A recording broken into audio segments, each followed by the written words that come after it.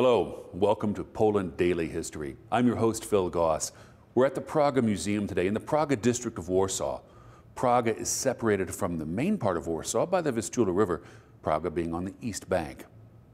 It's an older part of the city which has been destroyed a number of times over the centuries, although it did escape destruction in the 20th century, meaning we have lots of nice 19th century architecture to enjoy while we walk around the area.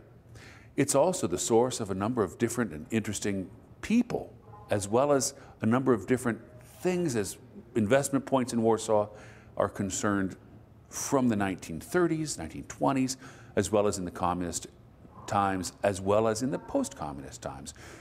We'll talk to a couple of people here at the Prager Museum who can shed much more light on the subject, and we'll learn quite a bit along the way. Today we're at the Prager Museum speaking with Franciszek Płócennik regarding the history of Praga. So Franciszek, tell me, where does Praga's history really begin and when? The earliest footage of human presence here is, I guess, 9th or 10th century. And so that's just the eastern bank of Vistula River, right? So Praga has always been to the east of the river, and that's one of the most important things for its history and presence. So its history is the east side, the east bank of the Vistula, starting in the 9th and 10th century. But was it known as Praga at that time? No, definitely not. That's just the first human presence we know about in this area. The first information, historical information about Praga as a village here comes from 15th century. Okay? The word, the name Praga comes from the old Polish verb prażyć, which means to burn out the forest, okay, by the farmers.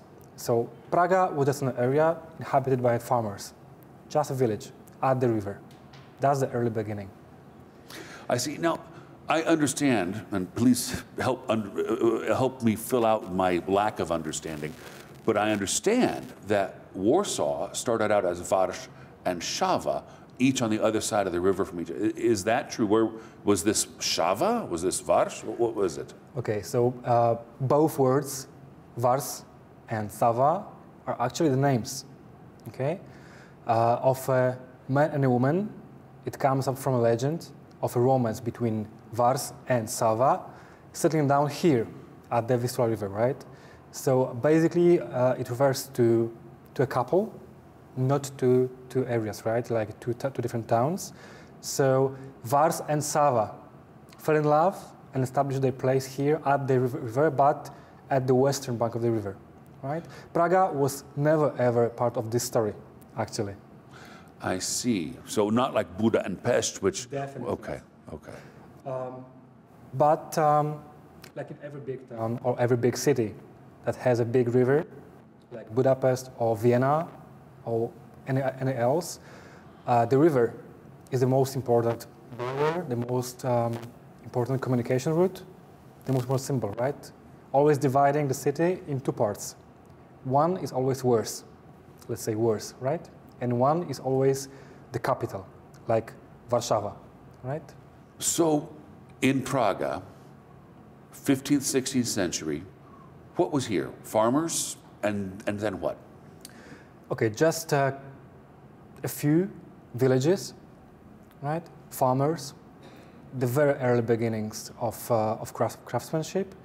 Just keep in mind, in 16th century, the Polish capital city was moved from Kraków to Warsaw, right? So it was just a few villages right in front of the Polish capital city, right? So of course there was huge amount, massive groups of people moving into Warsaw for different purposes, to study, to work, for business, for politics, and so on. So it was just some villages here named Praga, Targowe Wielkie, Golędzinów, Skaryszew, and many, many others, right on the way. So the trade and trading routes were always the main business, the main occupation of people living here since 16th century. Okay, until then, it was mostly farmers. Right after moving the capital city to Warsaw, it's mostly the trade and trading that became the main occupation here. So As I understand it, the 19th century was a time of great development here in Prague. Is that that's when or perhaps even earlier, when was the first cerkiev, the first Orthodox church built here? The Orthodox Church has been founded in 1860s, right, by the Russian governors. That was quite a complicated, dramatic time in Prague and Polish history, right? Poland has been divided between 3 different countries in 18th century and vanished from the official maps, right? So we had the Tsarist Russian government here, right? Every street had a Russian name. The official education was in Russian, and there was a lot of Russians coming in to live here. That's why the Orthodox Church for Russian community has been built in Prague, because there was a huge and massive Russian community growing in Prague. It was built right at the same time when a bridge and 2 train stations have been built to communicate Prague with Warsaw through the river, and to communicate Prague and Warsaw with the Russian Empire through 2 train stations. That's interesting. Well, that takes us up to the 19th century. We'll take a break right there. This has been Poland Daily History. I'm Phil Goss, with our guest, Franciszek Płuczennik. Prague was from the outset a small and quite insignificant settlement which didn't start growing until a bridge was built across the Vistula River to connect it with Warsaw. It owed its growth to a class of tradesmen who realized the potential of its location. The most famous of them was Szmulzbikover, who was also a friend of and personal banker to King Stanisław August Poniatowski. In 1780, he was made the representative of all Polish Jews by the central body of Jewish authority in Poland, the so-called Council of Four Lands. Next up, we will take a closer look at his activities right here in Prague. We're here at the Prager Museum with senior curator Jolanta Wiśniewska. She'll talk about some of the more important people in the history of Prague. Ms. Wiśniewska, tell us, whom should we know who was important in Prague's history? One of the most important characters in the history of Prague, especially for its Jewish citizens, is Szmul Jakubowicz Zbytkower, referred to as the Rothschilds of Prague. He was one of the first modern capitalists in Poland. He was also a unique character for Prague's Jews. He was King Stanisław August Poniatowski's private banker. Because of his friendship, he received a large farm when he ran a big enterprise. So he ran his agriculture enterprise, he had a tannery, he had a distillery. He was a tycoon of trading chicken and grain. He made a lot of money in the second half of the 18th century. After some time, his estate began to be called Szmulowizna, which is what one of the districts of Prague is called today. Tourists who visit Prague often go to the Szmulowizna, remembering Szmul Zbytkower. That part of today's Prague was a very lively center of Jewish life.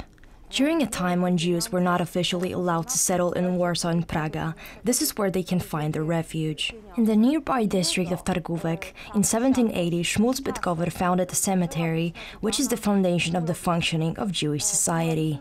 It was here that from 1775 a separate Jewish community functioned with all its institutions.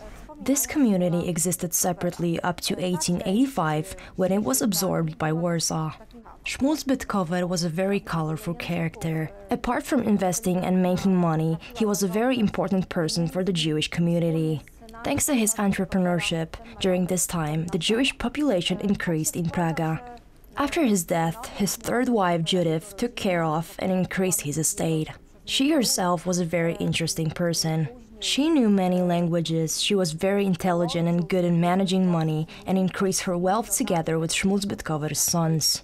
The family started by Szmul Zbytkower, which later united with other Jewish Warsaw families such as the Taplitsov, Streicher and Berson, had a great and lasting influence on the town's economic and cultural history. Interesting. Was he among the first Jews to settle in Prague?